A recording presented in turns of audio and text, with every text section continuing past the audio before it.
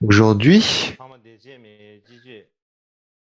est le premier jour du cycle d'enseignement de printemps, Arya Shema. Je souhaiterais adresser par voie Internet mes salutations à tous ceux qui écoutent et regardent ces enseignements, tous les lamas, les tulkus, les amis spirituels,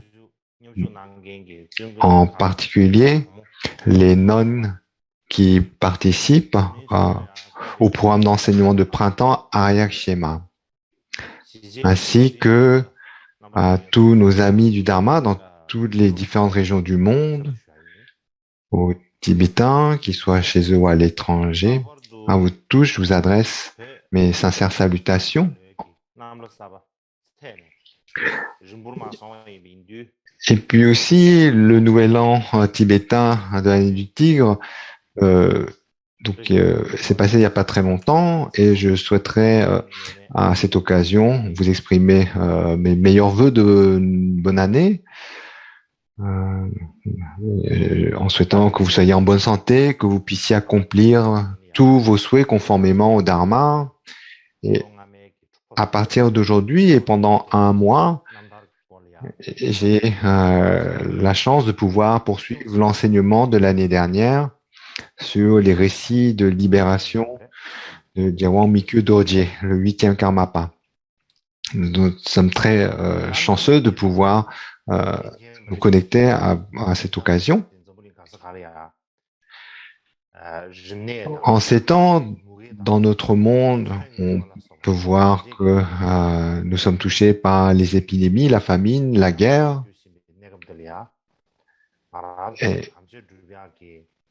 Et dans ces temps difficiles, nous devons apprécier le fait que nous avons donc cette opportunité de pouvoir recevoir et pratiquer le Dharma. C'est vraiment quelque chose dont on doit apprécier, savoir se réjouir. Mais aussi, nous devons garder en tête que dans des pays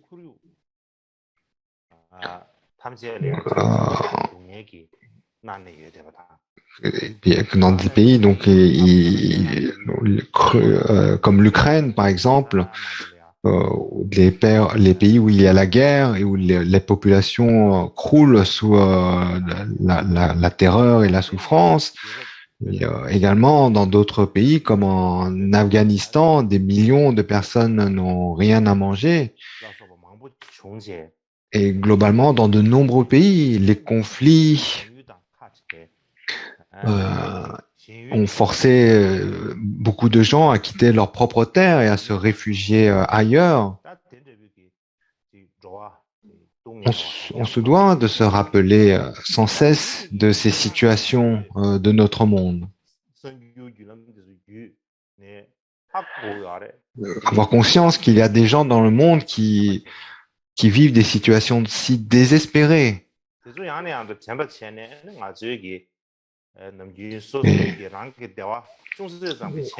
On doit garder à l'esprit qu'il y a de telles situations.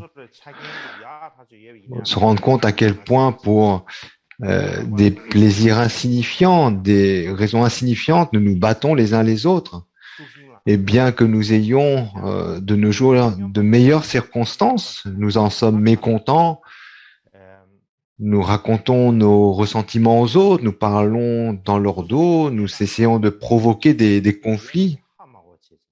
Tout cela, c'est de plus en plus fou.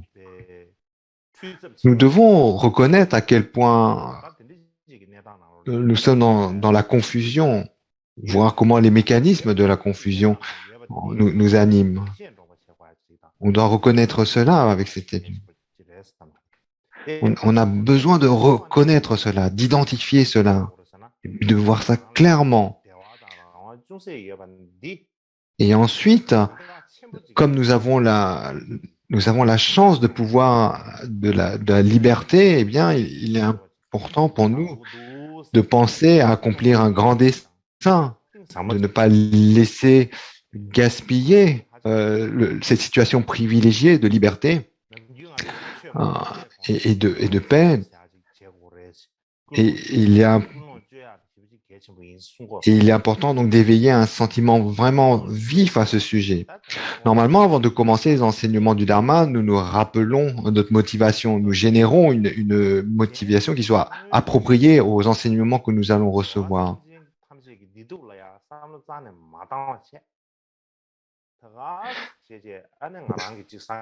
Et sans tenir compte de la vie réelle, du bonheur et de la souffrance des êtres sensibles,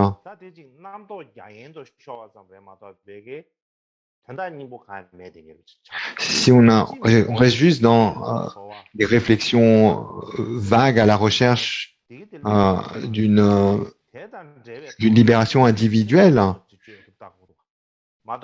c'est laisser notre pensée devenir vague et en réalité, ça n'est pas vraiment bénéfique.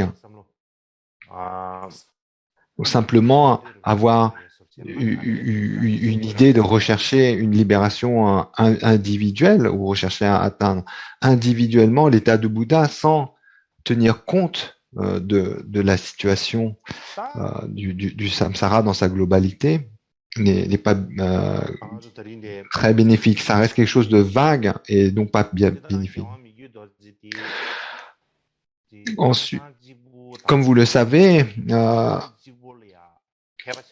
le 8e Karmapa, Mikyo Dorje, est reconnu comme un grand érudit. Donc, pour aborder le sujet même de ce cycle d'enseignement, et il est reconnu comme un grand érudit, non pas seulement dans les lignées Karma Kamsang ou les lignées Kagu d'une façon plus générale. Il est l'érudit Kagu le plus connu, même dans les écoles Sakya, Gelug, Kagu et Nyingma, de tous les différents karmapas. C'est par son discours celui qui a eu la plus grande influence, qui grâce à ses commentaires sur la voie du milieu, sur la Prajnaparamita, le Vinaya et l'Abhidharma. Il est donc important de lire et d'étudier l'histoire de sa libération, quelle que soit la façon dont on la considère. En particulier, pour les Shedra Kagu, il est vraiment regrettable que nous n'ayons pas de cours d'histoire concernant les récits de libération de nos maîtres. Cela n'est pas enseigné dans nos manuels.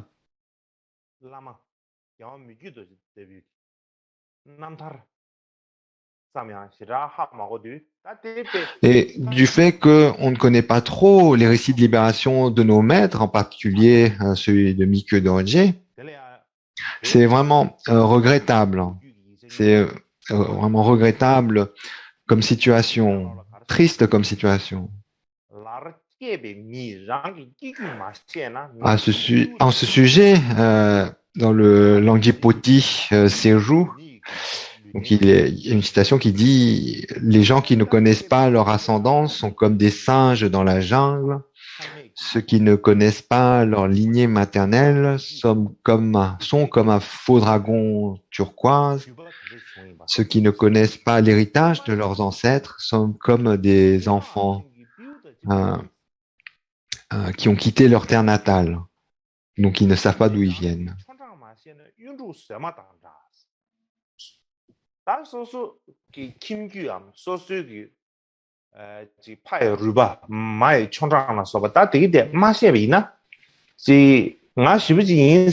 Donc, ici, cette citation tirée du Langyepoti Serju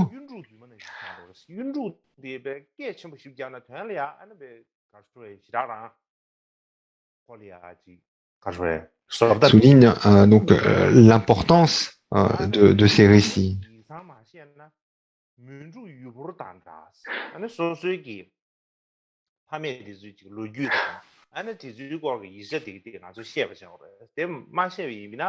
Donc ici, dans cette situation, dans cette citation, en fait, les images sont claires. Euh, En parlant de personnes qui ne connaissent pas leur ascendance, en les comparant comme des singes qui errent dans la jungle, et ensuite, pour évoquer ceux qui ne connaissent pas leur lignée maternelle, eh bien, ils sont comme un faux dragon turquoise pour évoquer donc euh, quelque chose qui, enfin, l'image est assez explicite. Et là également, donc ceux qui ne connaissent pas l'héritage de leurs ancêtres sont comme des orphelins d'une certaine façon, orphelins de leur terre natale. Et donc cette situation est là pour faire prendre conscience à quel point donc tous ces récits des grands maîtres de nos maîtres passés, tous ces récits sont importants.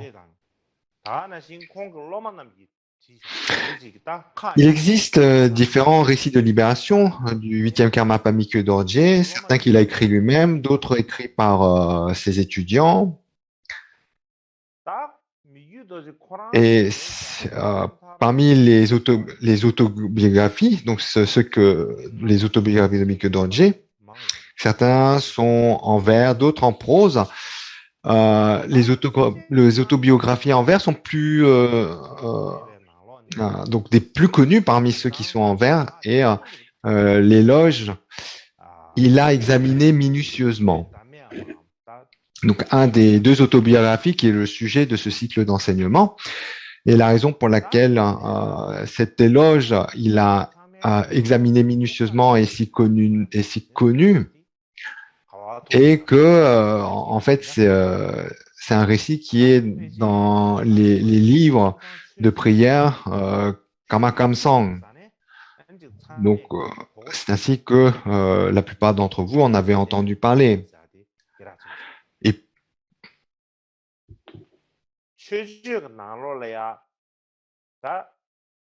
Et puis aussi,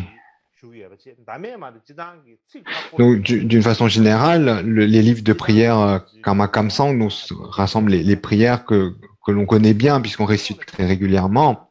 Et donc dans ce livre de prière, on retrouve cet éloge. Il a examiné minutieusement.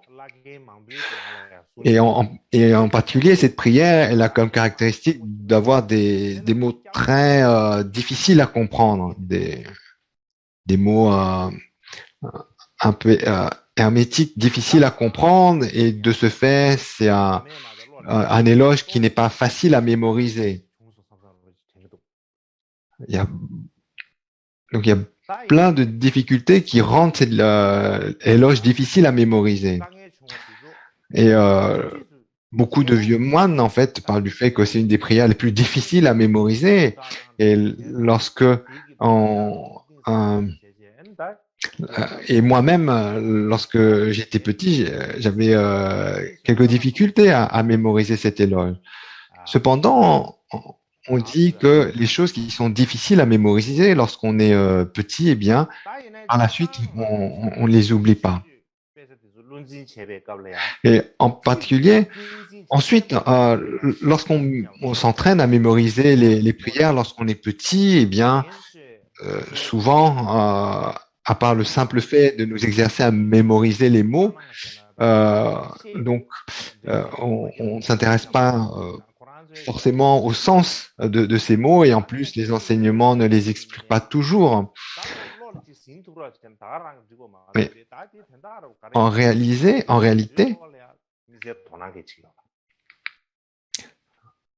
et donc par la tradition, souvent, donc on se cantonne à mémoriser sans s'intéresser au sens des mots, et puis les enseignements eux-mêmes ne sont pas très explicites sur ces mots qui ont en fait un sens très profond.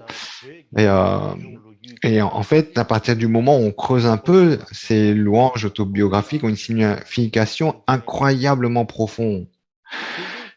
Et par exemple, lorsqu'on considère cet éloge intitulé Il a examiné minutieusement, eh bien, Pao Tsuglak Chenwa, dans son œuvre intitulée Festin des érudits du Dharma, festin des érudits, en bref. Donc, il utilise cet éloge comme le cadre pour écrire sa biographie du 8e Karmapa Mikyo Dorje. Donc, Pao Tsula Chengwa lui-même a écrit une biographie de Mikyo Dorje en se basant sur l'autobiographie intitulée Il a examiné minutieusement. Et en fait, il le fait en citant tous les vers de cet éloge, il examina minutieusement du début à la fin. Et en fait, entre chaque ligne de ces éloges, il relie en fait chacune de ces lignes par une description, une discussion détaillée ou une description détaillée de la vie du 8e Karmapa. D'une certaine façon, dans son festin des érudits, Pao Tsulak Chenwa donne une biographie de Mikyo Dorje à partir de l'autobiographie de Mikyo Dorje. Il examina minutieusement. Il utilise, en fait, c'est comme un commentaire de l'autobiographie de Mikyo Dorje. Et de nos jours, donc également, et on peut dire que parmi les biographies les plus complètes sur le 8e Karmapa, celle qui est créée par Pao Tsulak Chenwa est la plus longue.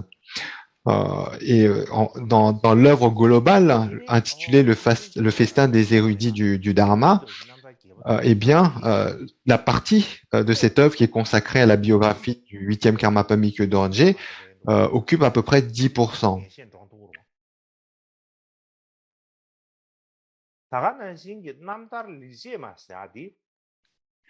Et aussi, l'autre autobiographie intitulée Les excellents agissements,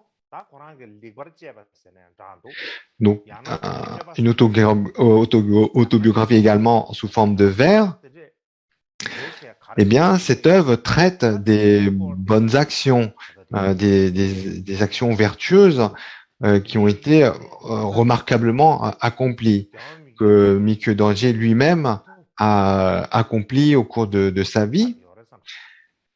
Et donc, cette œuvre autobiographique intitulée Les excellents agissements constitue un résumé des actes marquants de sa vie, et c'est quelque chose qui est un résumé donc important de sa vie, et qui est une œuvre pour nous en tant que disciples et étudiants, quelque chose qu'on doit considérer comme un objectif important ou un exemple.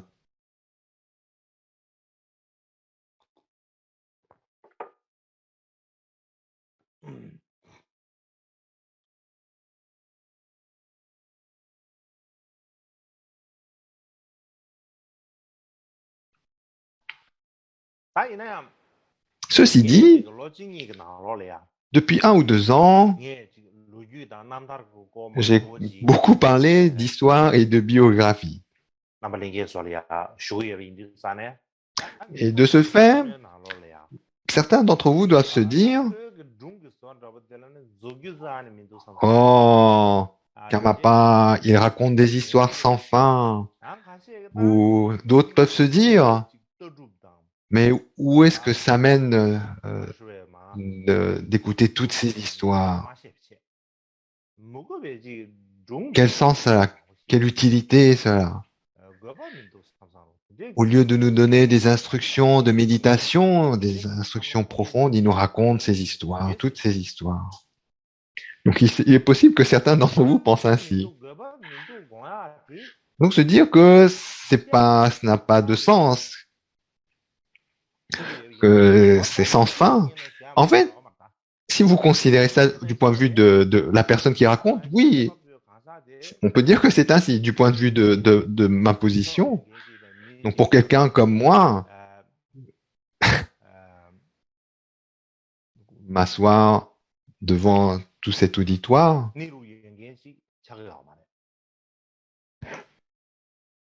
je ne peux pas prétendre que tout ce que je raconte en face de vous tous, qu'il y a un but ou une raison, ou encore prétendre être sage et érudit. C'est comme dans certains dictons tibétains. Donc, il y a un notamment qui dit « Quand il n'y a pas d'oiseaux, les ânes gouvernent le ciel ». Il y a aussi, donc, dans le même sens, cet autre dicton tibétain qui dit quand il n'y a pas de chien, les chats rongent les os. Et il m'est arrivé de me retrouver dans une situation où je n'avais rien d'autre à faire que d'adopter cette attitude. Et je peux vous dire que je ne peux pas dire que ça soit bien passé ou que ça a été une expérience agréable. Mais ensuite, par rapport au récit de libération que je raconte, si vous pensez que cela n'a pas de sens, eh bien, à mon avis, c'est injuste. Dans les religions du monde, d'une façon générale, qui affirment l'existence d'une divinité créatrice, donc il est important qu'il y ait un messager ou un prophète capable de communiquer exactement les paroles de la divinité. Le Dieu créateur transcende les humains, il est au-delà de toute conception, et par conséquent, il y a une perception un peu lointaine de nous humains. Cependant, dans la tradition,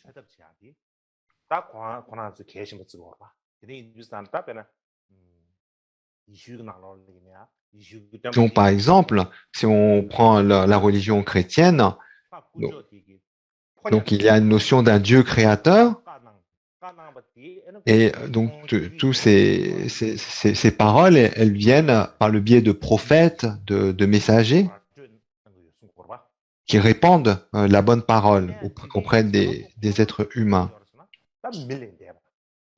Mais quant au Créateur lui-même, au Dieu lui-même, donc il y a cette impression qu'il est tellement au-delà de nous, tellement éloigné de nous. C'est comme si, en fait, notre situation dans notre monde ordinaire était, il n'y a rien à voir avec le monde divin, comme quoi la connexion paraît très éloignée.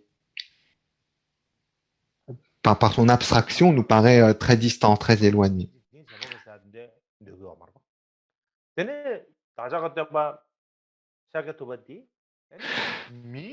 En fait, si on adopte ce point de vue, alors, dans la tradition bouddhiste, notre maître est venu sous la forme humaine. Il a mangé de la nourriture humaine, il a porté des vêtements humains, il a vécu une vie humaine. En bref, dans cette vie humaine, notre maître, le Bouddha, est venu dans notre monde, il a accompli 12 grands actes et d'autres. Et la raison principale et le but de sa venue dans notre monde, eh bien, c'est de nous montrer que nous, êtres ordinaires, nous pouvons nous-mêmes devenir des Bouddhas, que nous sommes des individus dotés de sagesse, d'amour et de pouvoir.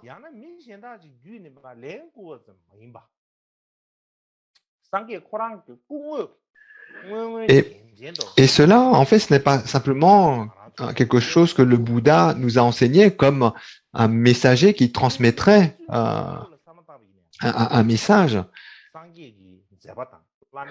Il ne l'a pas fait comme ça. Il l'a fait notamment par sa conduite, par comment il a personnifié de son vivant les enseignements. Autrement, si les enseignements nous venaient du ciel par une voix qui nous aurait enseigné les 4 nobles vérités ou les 3 corbeilles,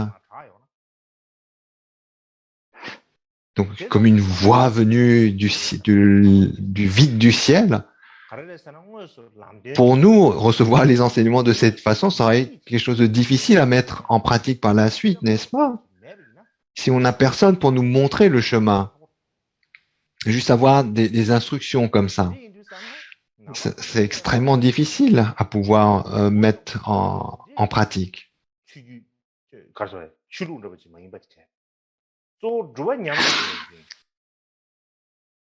Le bouddhisme, ce n'est pas une philosophie compliquée.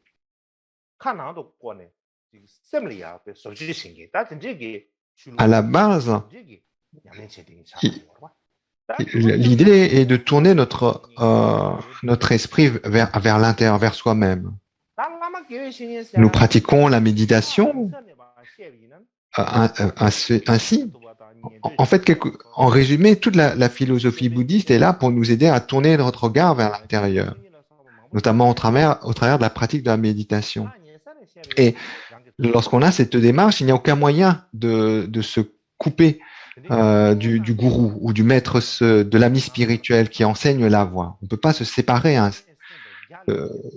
Et lorsque l'on parle de gourou, d'amis spirituels,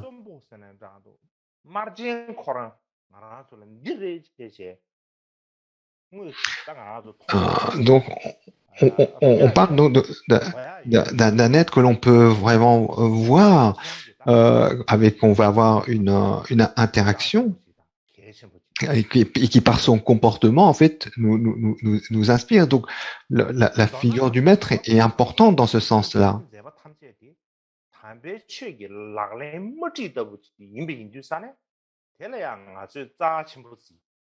Et ainsi, donc, l'importance qu'on accorde au maître, c'est par le fait que, en fait, c'est lui qui nous permet de façon pratique à pouvoir comprendre le sens des enseignements et les mettre en pratique.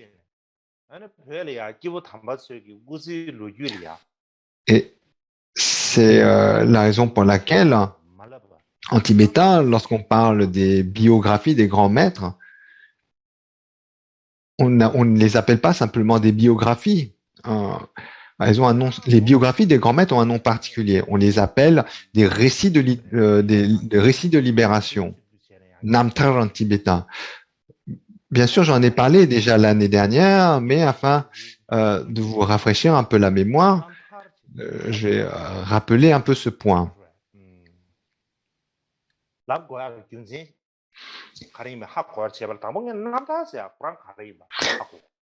Donc, tout d'abord, on doit d'abord comprendre ce que signifie le mot Namtar en tibétain, qui signifie littéralement libération, pour parler donc de ces récits des grands maîtres, la vie des grands maîtres. Et la raison pour laquelle on utilise ce mot de Namtar, qui signifie littéralement libération, eh bien, cela vient du mot sanskrit. En fait, ça vimoksha. En sanskrit, le mot vimoksha est traduit en tibétain par Namtar, qui signifie littéralement parfaite libération. Donc, voilà, Namtar, c'est le diminutif qui signifie littéralement parfaite libération, et que l'on traduit couramment comme récit de libération, puisque ces Namtar, en fait, décrivent la vie des grands maîtres qui ont réalisé.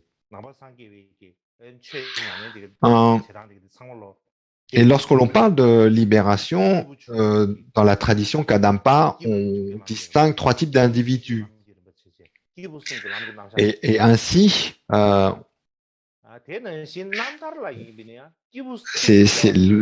notion de namtar, de libération, est associée aussi à ces trois types d'individus. Ceux qui sont de type inférieur et qui recherchent la libération en dehors des mondes inférieurs, puis ceux qui de capacité intermédiaire qui recherchent vraiment la libération hors du samsara, et puis les individus de grande capacité qui cherchent une libération ultime au-delà du samsara et du nirvana.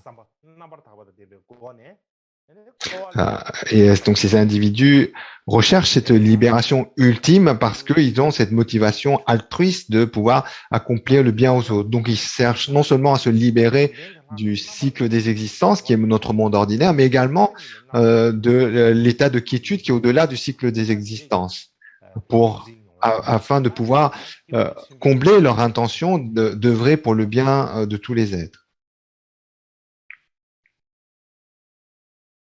Ainsi, en résumé, des individus de capacité inférieure recherchent la libération des mondes inférieurs, ceux de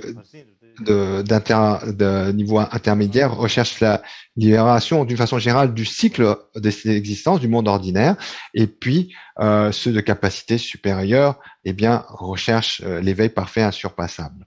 Et à ce point, je pense qu'il est bon de marquer une petite pause d'une demi-heure.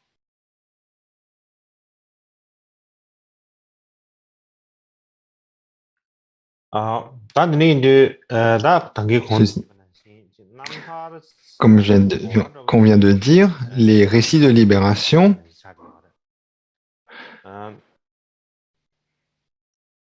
portent sur la vie d'un grand être.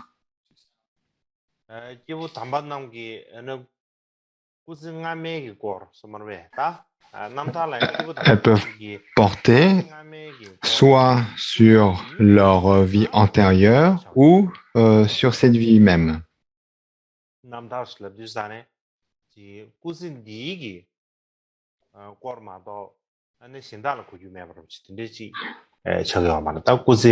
Ainsi, ce n'est pas un récit de libération ne porte pas forcément sur la dernière vie d'un grand être.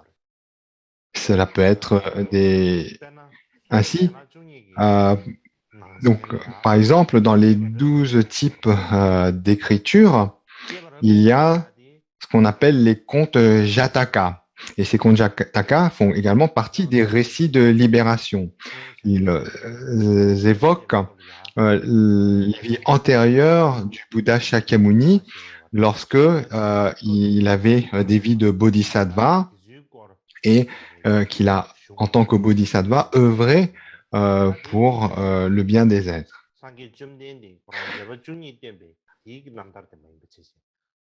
Et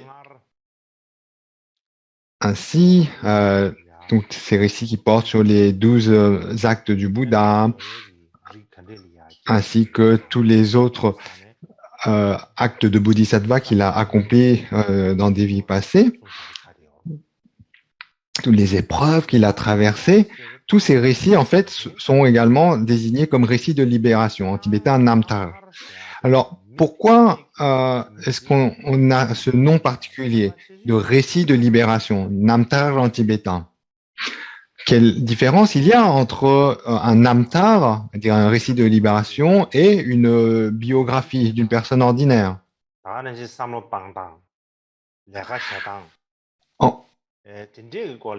En fait, la particularité des Namtar ou des récits de libération, c'est que contrairement aux biographies, elles ne racontent pas ce qu'une personne ordinaire a fait dans sa vie, quelles ont été ses pensées, ses activités. La particularité des récits de libération, c'est qu'ils relatent plutôt les qualités d'un grand être, ce qui fait qu'il est remarquable par rapport au commun des mortels. Et en particulier, ces récits relatent comment il s'est engagé dans l'étude des saints enseignements, comment il a contemplé ces enseignements, comment il a mis en méditation les enseignements du Bouddha. Donc, ces récits évoquent comment ce grand être a développé ainsi ses qualités d'érudition par rapport aux enseignements, qualités à pouvoir débattre, à pouvoir écrire, ces qualités vénérables de ne pas transgresser les 3 types de vœux, les qualités de pratique, et ces capacités à développer une réalisation extraordinaire et manifeste de la voie, ces qualités de bonté, d'activité vaste pour le bien des enseignements et des êtres sensibles. Et en fait, le fait de relater de tels récits, ça a pour fonction de faire accroître la foi et la dévotion dans l'esprit de ceux qui sont en contact avec ces instructions, ceux qui les étudient ou les entendent. Et de ce fait, pour les adeptes qui, comme ça, ont connaissance des récits de libération des grands êtres passés, donc, au minimum, donc ces récits eh bien, vont générer chez les adeptes une une foi, une dévotion sans réserve. Et c'est le type donc de ce type de littérature qu'on appelle récit de libération.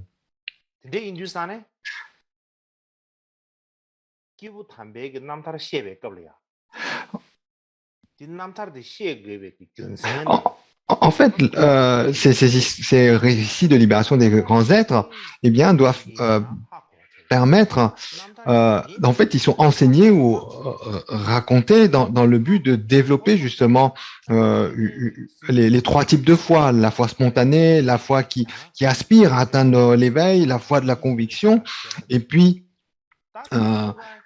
donc, lorsque un étudiant, un pratiquant arrive à développer simultanément ces trois types de foi, la foi spontanée, la foi qui aspire à réaliser l'éveil et la foi de la conviction sur la véracité des enseignements, eh bien, on dit que il éveille le potentiel de la lignée ou qu'il plante la graine de la libération. Le point fondamental est que le récit de libération, un récit de libération, un namtar en tibétain, eh bien, est un récit qui doit porter sur un grand être.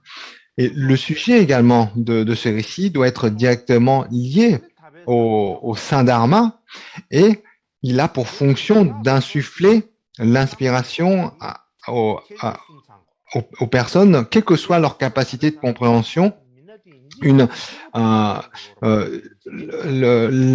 ou l'autre des trois types de foi.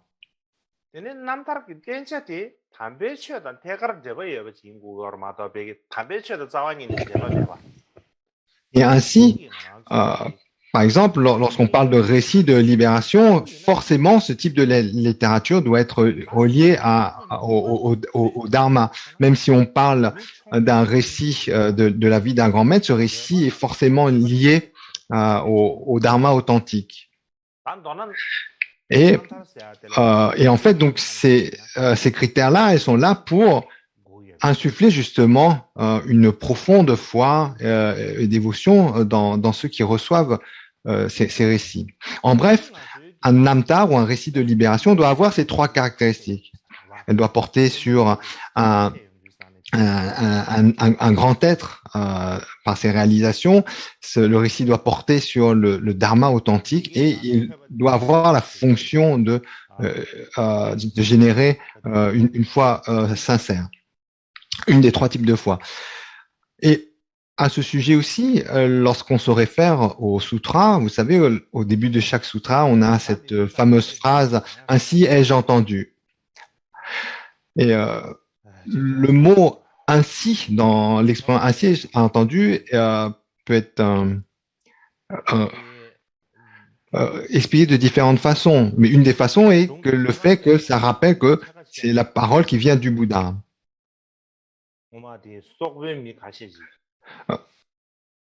Je vais raconter une histoire.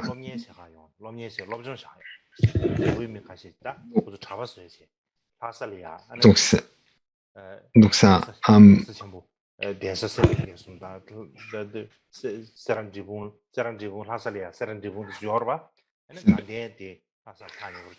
c'est l'histoire d'un Mongol donc, qui étudie dans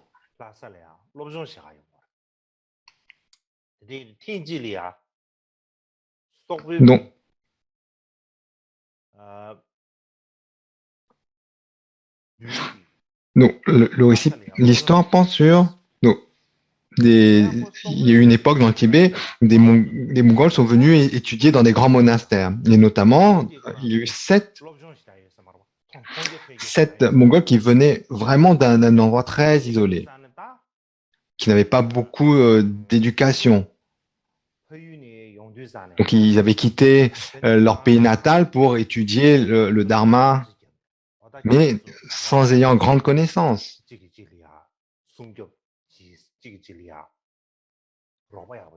Et donc, avant de partir, donc leur famille, leur tribu disait que vous devez faire attention sur le chemin, vous devez vous protéger les uns des autres.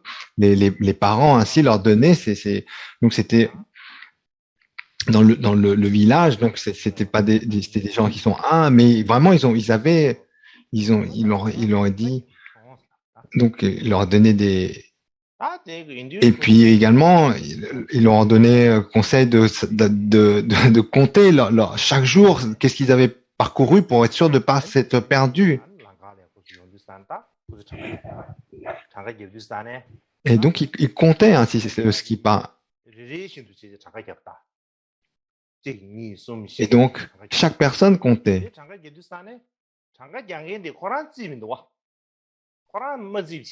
Et la personne qui comptait, en fait, en fait, l'histoire, c'est que donc ils étaient 7. Hein. Ils sont partis à 7. Hein. Et puis on leur avait dit vraiment veillez toujours à vous protéger, à vous aider les uns les autres, toujours veillez sur vous et chaque fois toujours à chaque fois en fait recomptez-vous pour être sûr que aucun de vous ne manque, etc. Et puis donc donc il y avait une personne normalement dans le groupe donc qui prenait quand il prenait la charge de compter, il était très très intrigué parce qu'il dit mais mince, nous sommes partis à 7, mais à chaque fois que je compte, je ne vois que 6 personnes. Parce qu'en fait, ce Mongol avait oublié de se compter lui-même. Et il était très, très perturbé par cela. Il a dit, comment ça se fait? Il n'arrêtait pas de compter, de regarder les uns les autres. Et il dit, mais je n'arrive à compter que 6 personnes. On est parti à 7. Je n'arrive à compter que 6 personnes. Il doit manquer quelqu'un. Et ça l'a tellement perturbé que le long du voyage, il n'en dormait pas la nuit. Et il n'arrivait pas à dormir. Il était tout le temps soucieux et jusqu'à arriver à Lhasa, il a vraiment eu un trajet très pénible, tellement il était tourmenté par cette inquiétude.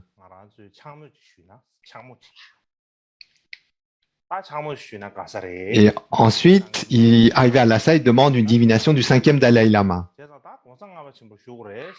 Et il demande notamment. Et donc, ils vont demander à l'époque, pour faire une requête, il fallait une lettre écrite. Pour faire une requête au Dalai Lama, il fallait une requête écrite. Mais aucun de ces 7 nomades mongols ne savait écrire.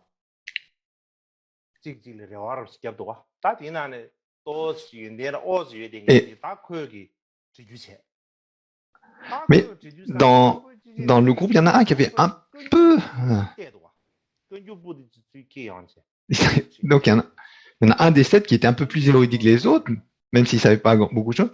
Et donc, il a décidé de prendre en charge d'écrire la requête. Alors, il regarde les textes et il écrit. Et donc, il commence à lire les textes, les grands textes, Kama Sutra. Il voit donc le Bouddha parle à Shariputra. Et puis, il dit ça sonne bien. Et donc, il utilise la même expression.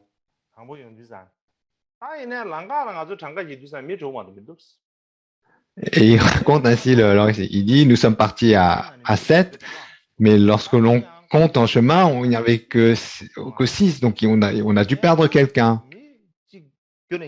Mais en dehors de ça, on n'a pas eu aucune autre difficulté sur le chemin. C'est juste qu'il manque une personne. Veuillez faire une divination pour savoir qui est cette personne qui manque. Et donc, ce groupe de Mongols offre la lettre de requête au Dalai Lama. Enfin, il l'offre pour qu'elle soit remise au Dalai Lama. Et puis, et ensuite, le Dalai Lama, en voyant la lettre, tout de suite, il a compris.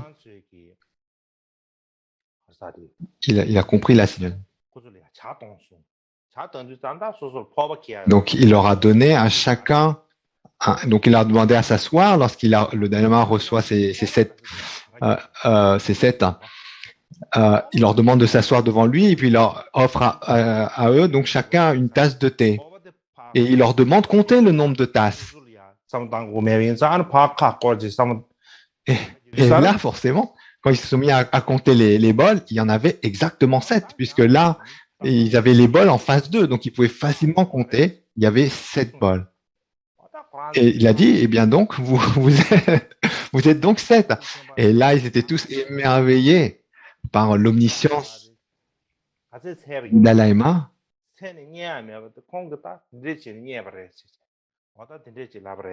Et ils étaient émerveillés par le fait que, alors que ce groupe de 7 était incapable de savoir qui était la 7e personne manquante, et bien le Dalai Lama d'un seul coup avait. Mais ensuite, je ne sais pas si cette histoire est vraie ou pas. Mais pourquoi je vous raconte cette histoire, c'est que au début des textes des Kangur, on a toujours cette expression ainsi ai-je entendu. Toujours les sutras commencent comme ça. Ainsi ai-je entendu. Et lorsqu'on entend ainsi, le premier mot qu'on entend lorsqu'on lit le sutra, ainsi, dans ainsi ai-je. Donc ce mot ainsi, il y a plein de façons de le commenter pour éclairer son sens. Mais un des commentaires dit que ce mot-là est pour nous enseigner la foi. La raison, lorsqu'on dit ainsi ai-je entendu, en fait, on comprend ainsi le Bouddha a parlé. Le Bouddha a enseigné de cette façon. Et par conséquent, le fait d'avoir ce mot ainsi d'entrée de jeu, le rôle de ce mot est de nous donner confiance, de nous engager dans le Dharma. Oh, ce sont les paroles du Bouddha. Le Bouddha s'est exprimé ainsi.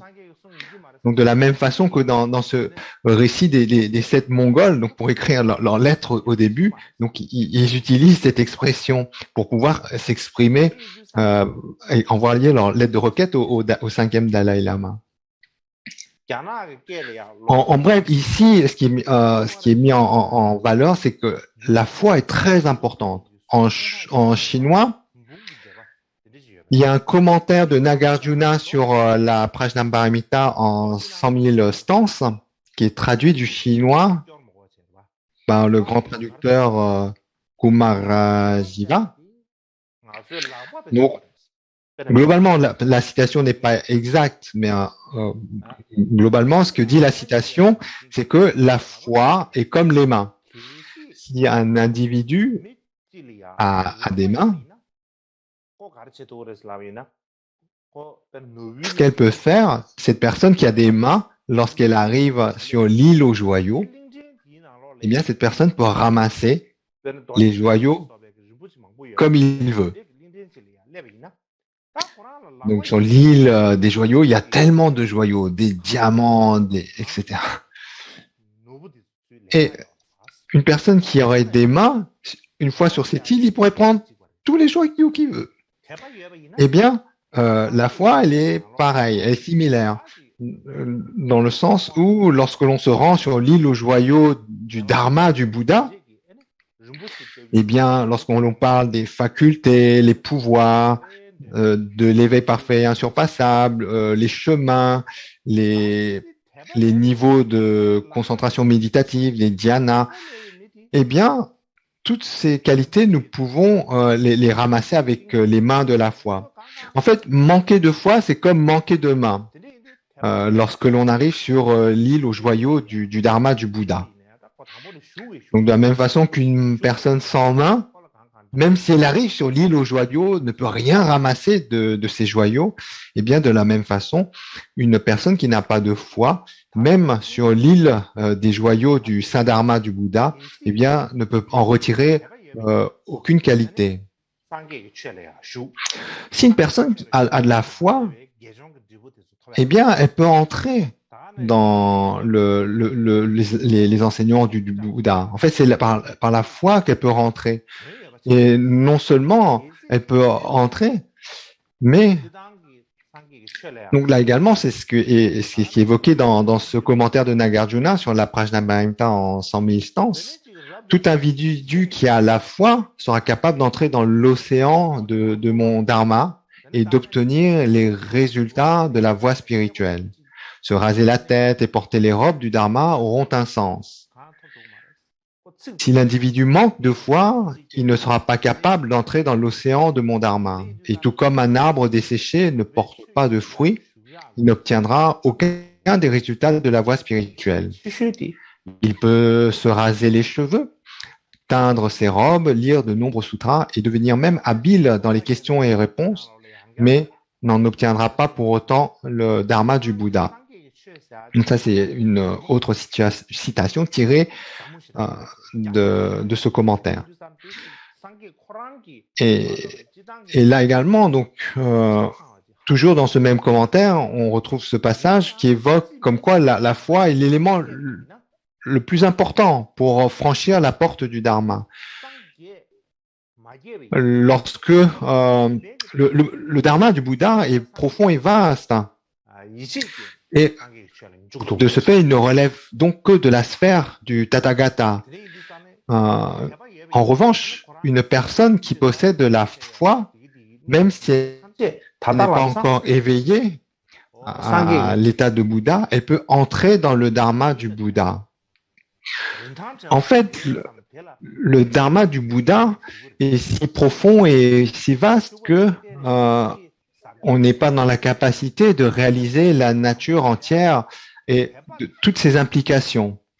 Mais néanmoins, grâce au pouvoir de la foi, de la confiance, eh bien, nous avons confiance dans ce qu'a enseigné le Bouddha. Et par cette confiance, on suivra entièrement la voie enseignée par le Bouddha. Et de ce fait, progressivement, on réalisera toutes les qualités de ce dharma vaste et profond. C'est pour cette raison que la foi est si cruciale, notamment lorsqu'on débute. Et aussi, dans ce commentaire, un autre passage rappelle que lorsque le Bouddha a atteint l'éveil, il n'a pas enseigné le début d'entrée de jeu. En fait, il a atteint l'éveil et pendant 7 semaines, il n'a pas enseigné. Et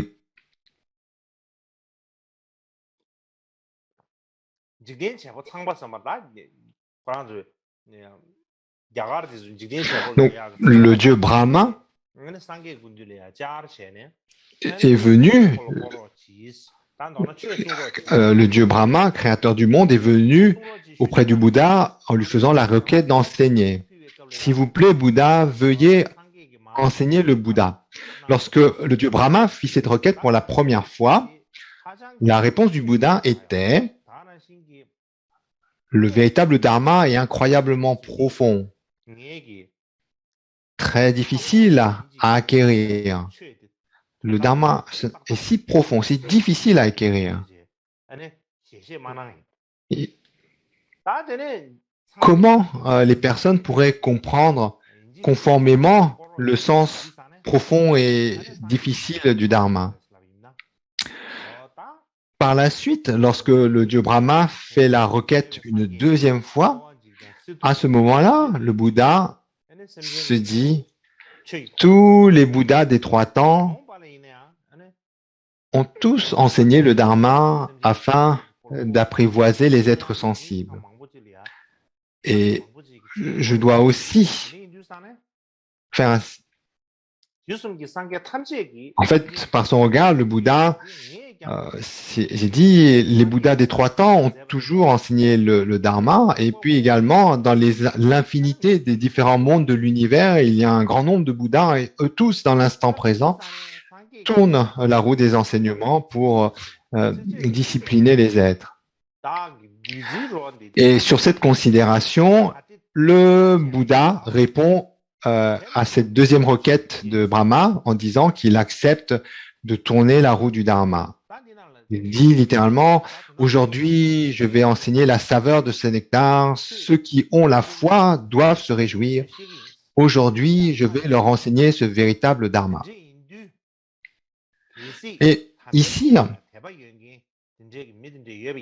ce qui est important dans cette réponse que le Bouddha donne au dieu Brahma, c'est donc cette phrase où il dit « Ceux qui ont la foi doivent se réjouir ». Et comme cela est expliqué dans le commentaire même, ce commentaire de Nagarjuna, il n'est pas marqué ceux qui sont généreux doivent se réjouir ou ceux qui gardent la discipline ou ceux qui pratiquent la patience, ou ceux qui sont diligents, etc., ou ceux qui pratiquent les samadhis, ou ceux qui ont une grande sagesse, devraient se réjouir.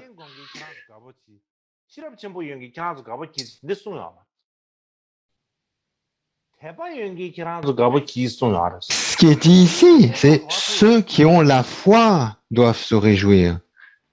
Et cette phrase, elle a vraiment un sens très profond. En fait, le vrai dharma, le dharma authentique est profond, subtil et inconcevable, tellement inconcevable que même ceux qui ont beaucoup de sagesse ne peuvent véritablement le réaliser. La réalité ultime ne peut être que du domaine de l'omniscient. Et par conséquent, pour les gens ordinaires, donc, la compréhension véritable des enseignements du Bouddha passe nécessairement par la foi. Ainsi, le Bouddha n'a pas dit je vais enseigner à ceux qui sont généreux ou je vais enseigner à ceux qui ont une bonne discipline ou ceux qui développent telle ou telle qualité comme la patience, la diligence, etc.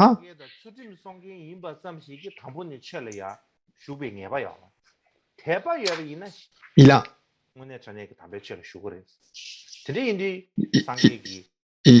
a souligné comme quoi, en fait, ceux qui pouvaient accéder à ses propres enseignements sont ceux qui ont confiance, qui ont la foi.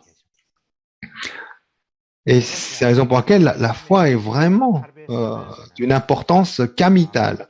C'est comme la cause première, la graine ou la graine qui permet d'entrer dans la porte du chemin du Dharma. Il ne suffit pas simplement d'être généreux, discipliné ou d'avoir d'autres qualités pour pouvoir être en capacité d'entrer dans le chemin du Dharma. Ce qui permet d'entrer véritablement dans le chemin du Dharma, c'est la foi, la confiance dans les enseignements du Bouddha. Et c'est la raison pour laquelle il dit « ceux qui ont la foi se réjouissent ». Donc ainsi, le commentaire développe cette citation. Donc là, on met vraiment en valeur dans ce commentaire la foi comme étant la qualité clé pour pouvoir entrer dans les enseignements. De nos jours, on dit souvent vous devez examiner. Mais bien sûr qu'il faut examiner. Mais lorsque les gens disent qu'on doit examiner et penser que simplement par le fait de développer de la logique est quelque chose de suffisant pour entrer dans le chemin du Dharma, c'est un peu une forme d'excès de confiance.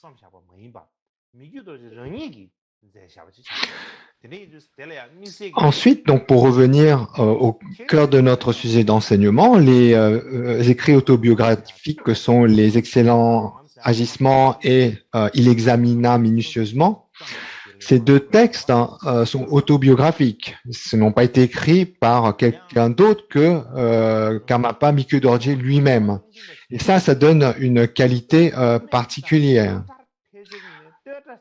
Et pour évoquer cela, donc il y a notamment un des disciples intitulé Gyalwa Yongtenpa. Donc il écrit ceci. Il dit la plupart des récits de libération écrits par des étudiants louent le maître tellement qu'il le transforme en charlatan. Comme je connais le mieux ma propre expérience, je vais écrire un peu. Donc ça, c'est un disciple par la suite, Gyalwa Yongtenpa. Et donc il écrit cela avant d'introduire sa propre autobiographie.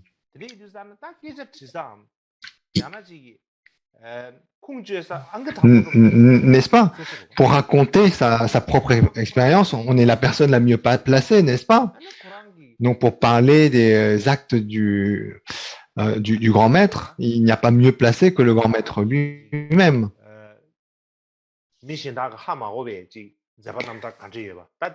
Ensuite, si c'est une personne qui ne connaît pas bien les qualités de son maître et qui se met à écrire, bien sûr, tout le monde peut écrire des biographies. Mais ensuite, néanmoins, on peut avoir certains doutes à ce sujet. Donc, également, à ce sujet, le grand yogi connu sous le nom de Drukpa Kunle, donc Drukpa Kunle, donc il dit ceci: bien qu'il puisse mériter des éloges en tant que gourou, ces récits de libération innombrables de faits que ses maîtres n'ont pas faits peuvent donner confiance aux imbéciles, mais elles embarrassent les sages.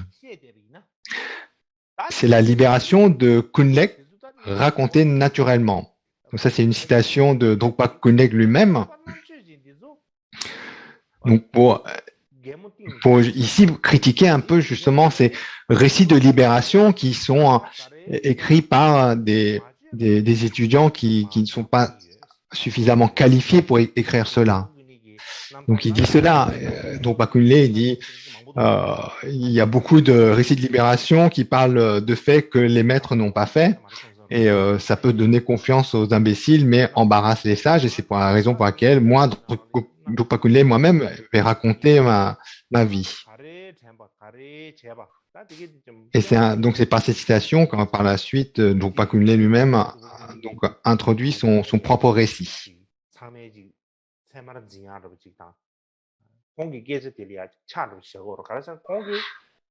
Et là, donc il est très très direct. Et ensuite, donc Bakunle, il raconte vraiment sa propre bio, donc Bakunle, avec une sincérité où il met à nu tout ce qu'il a fait, aussi bien ce qui est pas bien. Donc, et donc c'est une biographie donc qui ne contient rien qui est inutile, une biographie d'une très grande sincérité où il fait étalage donc de toute sa vie. Donc comme lui-même il le dit, raconté naturellement, sans fioriture, sans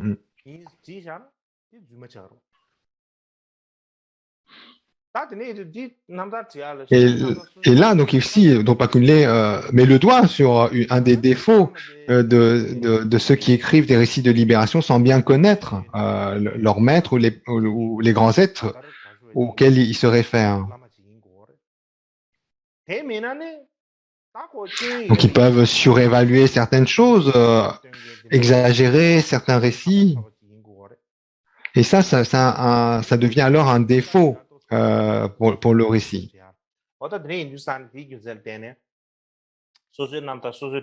Et donc, en fait, c'est vraiment un exercice périlleux, difficile de composer un namtar, un récit de libération. Donc, comme Bakunle lui-même l'a dit, on peut dire des choses qui n'ont pas été faites comme qui a été fait, raconter des choses qui sont inexactes.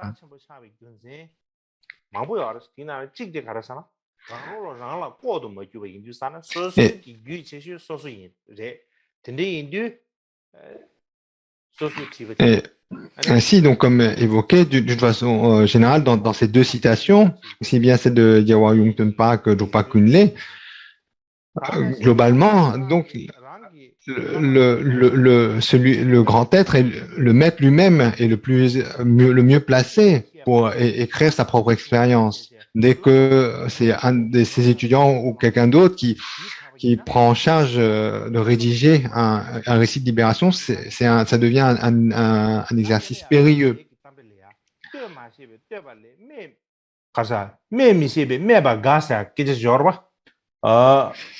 Et il y a à ce sujet, donc même il y a un Tibétain, il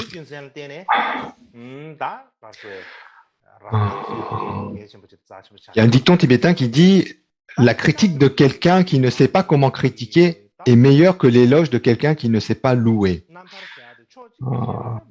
Parce que, parce que une des difficultés lorsqu'un étudiant écrit la biographie de son maître, c'est que spontanément, il va avoir le désir de faire l'éloge de leur propre maître. Et donc, les étudiants auront tendance à dire qu'il a fait des miracles ou à expliquer telle ou telle vision plus haute clairvoyance, mais de leur point de vue. Et ainsi de suite, ils écriront tellement de choses étonnantes sur le maître. Et certain que le maître n'a de fait ou que le maître n'a jamais eu, que finalement, il risque de transformer le lama en charlatan, pour en revenir à la citation de Gyewa Yongtenpa.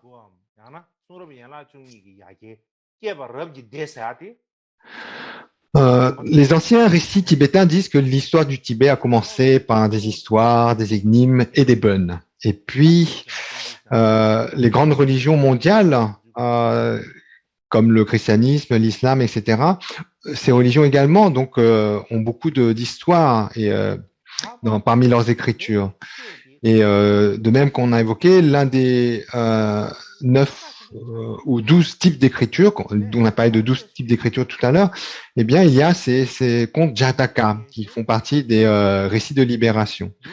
Et donc, d'une façon générale, donc d'une façon particulière à l'histoire du Tibet, d'une façon plus générale, lorsqu'on considère toutes les religions, il y a beaucoup de récits.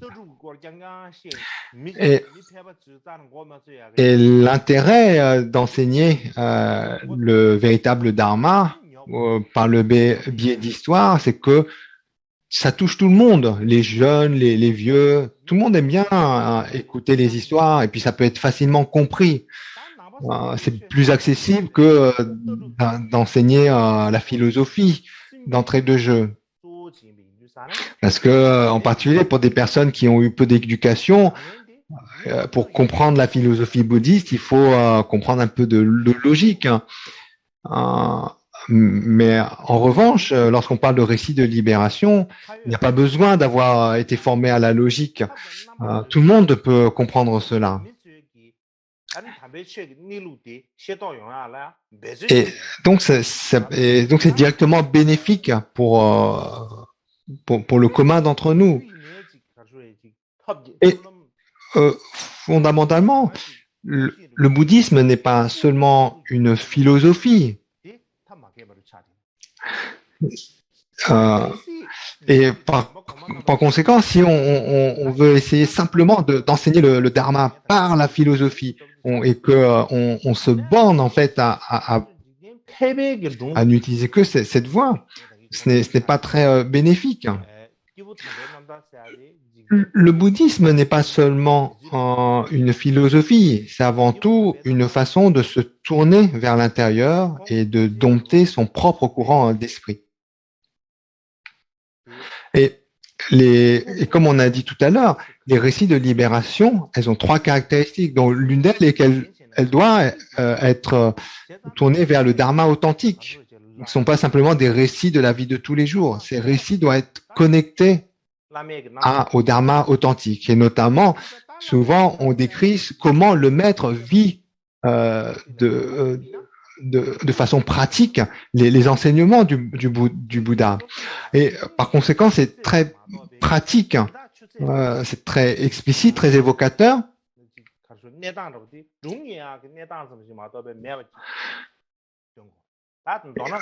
Et ainsi, on peut, quel que soit notre niveau d'instruction, accéder à une compréhension de ces récits de libération.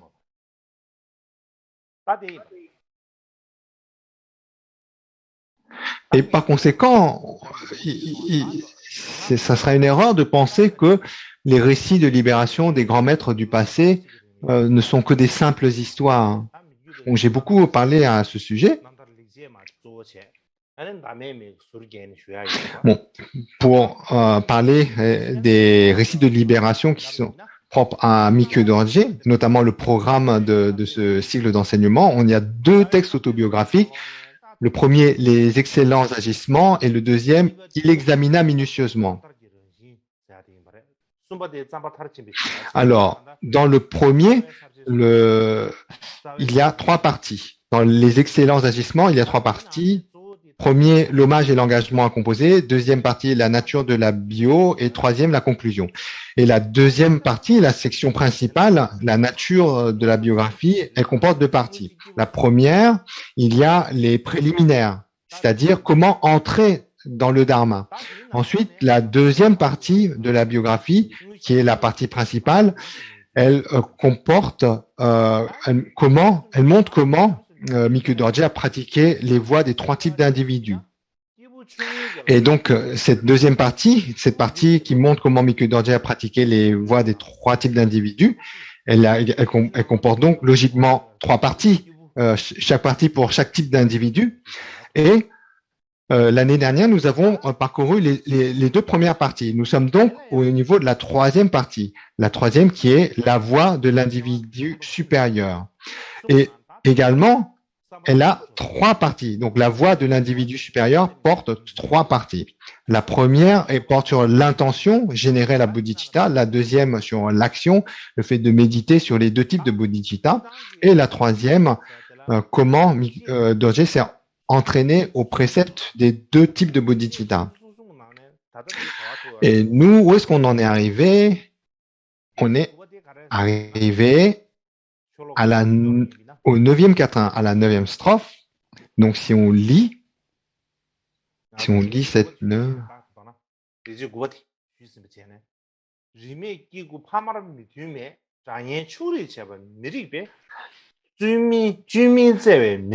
donc, tous les êtres sans distinction sont comme mes parents. Il est illogique de les discriminer en amis et ennemis. Avec un amour sans artifice pour les êtres dans des situations insupportables, j'ai pensé leur apporter les bienfaits de l'éveil parfait. Ça, c'est le 9e strophe de les excellents agissements. Et ensuite, dans le deuxième texte, on avait aussi commencé à l'aborder et on est arrivé à la 5e strophe pour le texte intitulé « Il examina minutieusement ». On est arrivé à la 5e strophe. Donc l'année dernière, on est arrivé à la 5e qui est l'esprit jamais séparé de l'amour et d'une intense compassion. Son aspiration à s'émanciper était parfaitement pure, était toujours attristé par la souffrance et ses causes et contemplait pleinement l'impermanence. À lui, j'adresse ma prière. Donc, voilà où on en était. Demain, c'est jour de congé. Alors, initialement, on devait commencer l'enseignement hier le 18.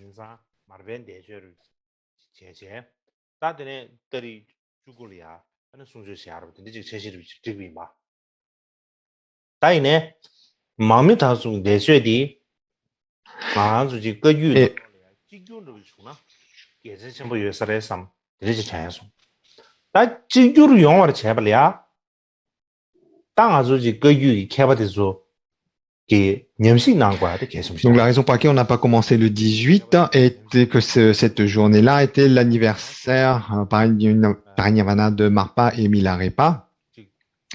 Et par conséquent, on a démarré. Donc il convenait de démarrer les enseignements suite à cette journée de célébration. Et ceci dit, il convient que nous déterminons par la suite comment on va s'organiser afin de pouvoir célébrer d'une façon plus formelle, notamment au sein de nos monastères, ces anniversaires. Donc,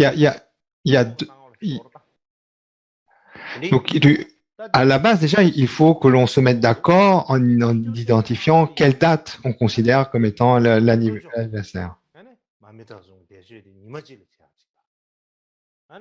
Et qu'à l'occasion de cette date identifiée, eh bien, nous tous ensemble, monastère Kagyu, nous se rassemblons, nous connectons à l'occasion de ce grand événement. Si chacun fait sa cuisine dans son coin, donc chacun fête à sa façon ses anniversaires de libération. Si on fait ça, je pense que les pères fondateurs, que sont Marpa et Milarepa, ne seront pas très contents de voir cela. Il serait bien, nous, en tant que monastère Kagu, que nous puissions célébrer ensemble ces anniversaires de nos maîtres fondateurs.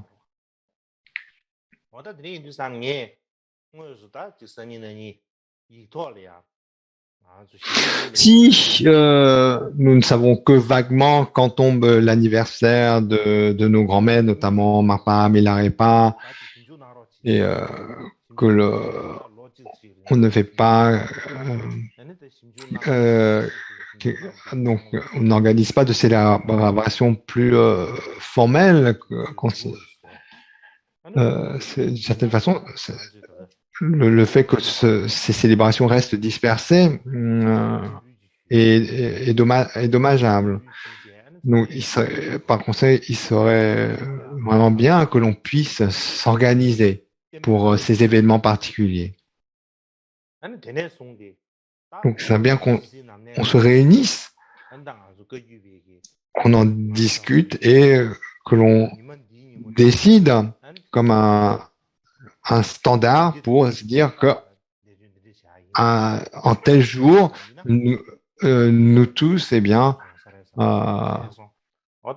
célébrons l'anniversaire de nos maîtres fondateurs. Et ne pas donc simplement chacun de ce côté avec ses calculs astrologiques propres, donc faire chacun fait ces choses dans son coin. Et donc demain c'est jour de congé et après-demain nous reprendrons la suite du cycle d'enseignement. Et je pense que pour aujourd'hui ça suffit.